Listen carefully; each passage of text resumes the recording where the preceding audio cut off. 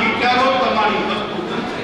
અને આ વાત પ્લેટોએ પણ કરી છે કે ટેબલ પેલા આવે એનો આકાર પેલા, નકશો પેલા આવે કે મકાન પેલા. આપણી કોઈ બ્લુપ્રિન્ટ નથી. ઘણા મારા વિદ્યાર્થી સેમિનારમાં પૂછું છું કે તને કેટલા માર્ક્સ આવશે, તો શું કરીશ? તારી પાસે 2030 માં કઈ કાર હશે, તારે 2030 માં તારી શું પ્રતિષ્ઠા હશે? પણ અત્યારે લોકોને પૂછું કે તમને 10 વર્ષ દેખાય છે, તો કોઈ બોલી ન શકે. મને 2051 સુધી દેખાય છે. અને કદાચ 2051 હું જીવી ગયો તો કદાચ ઇતિહાસ બીજો હશે. કારણ કે એ બુદ્ધનું જ્ઞાન, યુનિવર્સનું જ્ઞાન છે. જ્યારે તમે યુનિવર્સના સંપર્કમાં આવો છો ત્યારે તમને ખબર પડે છે કે હાથીની નીચે કીડી આવે છે જ્યાં ભાણથી સોમૈયાની જગ્યા છે. ભાણથી સોમૈયાની કેવી જગ્યા છે? જે હાથી નીચે કીડી આવે છે એની ભાણથી સોમૈયાની જગ્યા છે. પણ આપણે અહંકાર એટલો માને છે કે આ આપણો અહંકાર, આપણો વટ, આપણું વર્ચસ્વ, ભાવના, કોઈને પછાડવાની ભાવના, કોઈને ધિક્કારની ભાવના, કોઈને નીચા દેખાડવાની ભાવના એટલી સુધી ખતરનાક પરિણામ લાવે છે કે માણસ વિચારી પણ શકે. અમે ઘણા ઉદાહરણો જોયા છે. જે લોકોએ બીજાનું અહિત વિચાર્યું એ લોકોનું અહિત પેદા થયું છે. એવા અનેક ઉદાહરણો છે. અને હું ત્યાં અકસ્માત થાય અથવા આત્મહત્યાની ઘટના બની એ ઘરની મુલાકાત થયા પછી કહું છું કે છેલ્લા 8 દિવસ પહેલા એના ઘરમાં નાના નાના કજિયા થતા હતા. એનું ભોજન તૈયાર ભોજન કોઈ જમી શકતા નહોતા. પતિ પત્ની વચ્ચે, બાળકો વચ્ચે કોઈ પ્રજાતનો પ્રેમાળ પ્રવાહ નહોતો. એના ઘરના કોઈ વ્યક્તિને ઠેસ આવી હતી.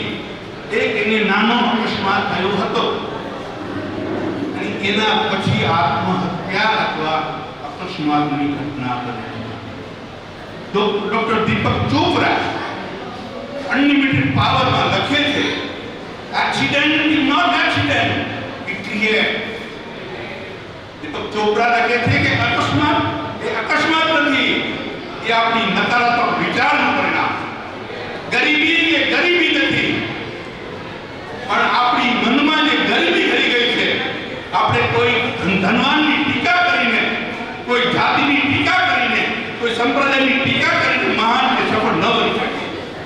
જો તમારે સફળ થવું હોય, જેની પાસેથી કૌશલ્ય છે, જેની પાસે સત્તા છે, જેની પાસે સંપત્તિ છે, એની પાસેથી જો તમારે કંઈ તમારી જ્ઞાનની આવડતને કારણે મેળવવું હોય તો તમારે એને અનુકૂળ બનવું પડે. વિનોદ ચાવડાની વાત પાછું યાદ કરું છું કે એમટી કક્ષાનો માણસ ભાણજી સોમૈયાને 22-25 વર્ષ પછી યાદ કરે અને કાલે કીધું, ભાણજીભાઈ હું અમારા કાર્યક્રમ માટે આવું છું અને હું મુંબઈ રાતના જવાનું છું. એ અડધી કલાક માટે વિનોદ ચાવડા આવે, માલતીબેન આવે, આ વ્યક્તિ બેઠા હોય અને મારા અધિકારીઓ છે, મારા ડિપાર્ટમેન્ટના તમામ અધિકારીઓ હાજર થયા મારા કાર્યક્રમમાં. હું એક નાનો કર્મચારી અને મેં મારા જીવનમાં મેં જોયું છે કે હું માનું છું મારી માહિતી. મને ક્યારે હું ગરીબમાં હતો, તકલીફમાં હતો, ત્યારે મને થતું કે મારી પાસે અપ્રમાણિત માર્ગે કમાવાની અનેક ક્ષમતાઓ હતી. હું આજે નક્કી કરું ને આજે કે મારે દરરોજના 40,000 કમાવા છે, હું કમાઈ શકું એવા ડિપાર્ટમેન્ટમાં છું. પણ મને ખબર હતી કે મારી માને ખબર પડશે તો, મારા બાપુજીને ખબર પડશે તો, મારી બહેનને ખબર પડશે તો, મારી દીકરીને ખબર પડશે તો, એના કારણે અનેક પાકો સંપત્તિ. એટલે મારા પરિવારમાં, મારા મિત્રમાં હું અનફિટ છું.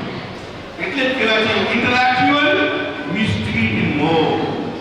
હંમેશા વિદ્વાન વ્યક્તિ હોય છે એ માસ મૂવમેન્ટના માણસો હોતા નથી.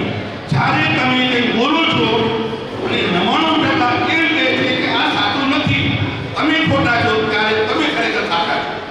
ડોક્ટર બાબા સાહેબ આંબેડકર એનું શ્રેષ્ઠ ઉદાહરણ છે. આજે બાબા સાહેબ આપણે બંધારણ બચાવવાની ઘણા લોકો વાતો કરતા હોય, દેશને બચાવવાની ઘણી વાતો કરતા હોય, પણ દેશ એટલે શું? દેશ સેવા એટલે શું? એ તો મારા મિત્રના જવાનને ઊંચો લઈ જાય રાતમાં બરફમાં ગરકતા હોય એનો માથું પણ જાય એટલે ધંધો ઊંચો હોય. ખોટું બોલતું નથી. મેં ઘણા વિડીયો જોયા છે અને હું મિલિટરીમાં મારો શેર થયો છે. હું આર્મી નથી, હું આર્મી જીવું છું. હું આર્મીને જીવું છું. હું ભલે આર્મીમાં નથી, હું આર્મીને જીવું છું. અને હું તો ઈચ્છું છું કે હું પુત્રના મોતે નથી મરવા માંગતો. હું પથારીમાં બેસીને મરવા નથી માંગતો. તો જે મારાથી નારાજ છે, મારાથી દૂર ભાગે છે, એમને હું ખાસ મારા ભાઈઓને, મારા બહેનોને, મારા મિત્રોને કહેવા માંગુ છું, હું એટલો ખરાબ નથી કે તમે સમજો છો. પણ તકલીફ એ છે કે મારા જીન્સમાં એટલી આક્રમકતા કે મારા બાપુજી આક્રમક સ્વભાવના હતા, મારા મામા પણ એવા આક્રમક સ્વભાવના હતા. એટલે મારો DNA માં આવું છે કે કદાચ હું સારી વાત, સાચી વાત એ રીતે કહી શકતો નથી. પણ મને મારા પરિવાર વિશે બહુ સમય પરિવાર અહીંયા વરદભાઈ દાદા જેવા ઘણા એવા મિત્રો છે કે મને ફ્રીલી કહી શકે કે વાંધીભાઈ મને પૈસાની જરૂર છે. મેં મારા આજુબાજુનો સરાઉન્ડિંગ એરિયામાં કદાચ કોઈ જેવું ઘર હશે જો હું પૈસા નહીં આપતો, પણ મેં મારા પત્નીને કીધું છે કે ક્યારેય ઉઘરાણી કરતી નહીં. આ ભાણજી સોમયા છે, 100 રૂપિયા માટે ભરત જાદવ જતો હતો, જેમની કથા પાસે જતો હતો, નાની માથે પાસે જતો હતો. પૈસો તો આવે ને જાય, ઇજ્જત અને આબરૂ એકવાર આવે પણ થાય. એક મરવું, એક શહીદ તરીકે મરવું, જેલમાં ખાવાનું મળે છે, જેલમાં પણ સુવાનું મળે છે, એ પણ એક જીવન છે. કેદી તરીકેનું જીવન છે, વૃદ્ધાવસ્થામાં જીવન જીવવું એ પણ એક જીવન છે. હોસ્પિટલના જીવન જીવવું એ પણ એક જીવન છે. પણ બધા જીવન પ્રભાવશાળી હોતા નથી, બધા જીવન ગૌરવશાળી હોતા નથી. અને જો તમારા આપણા જીવનને ધન્ય બનાવવું હોય, એક જ માર્ગ છે કે જેટલું તમે જાણો છો, જેટલું પણ જાણો છો એની અમલ કરવાનું શરૂ કરી દો અને ધીરે ધીરે તમારા જીવનમાં આવશે.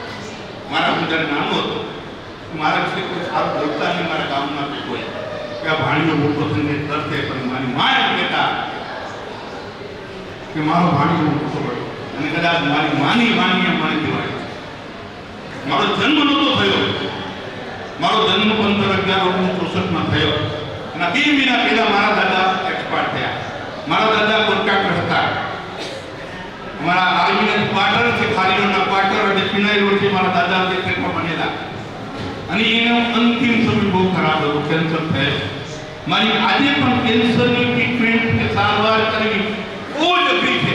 મારી માએ મારા દાદાની ખૂબ જ સારવાર કરી અને અંતિમ સમય હતા ત્યારે મારા દાદા મારી આંખો મારા દાદા એમ કહેતા કે મારી પાસે તમને આપવાનું કાંઈ નથી, હું તમને આશીર્વાદ આપું છું કે તમારા કુટુંબમાં જે છે દીકરો જન્મ છે અને તમારું સોમયાપુરનું નામ રોશન કરશે. હવે સોમયાપુરનું નામ રોશન કરવું હોય તો મારું સોમયા પરિવારને વિચારવાનું છે, કારણ કે મોર કોઈના સાથે શોધે માણસ સોમયા એકલા કાંઈ થાય નહીં.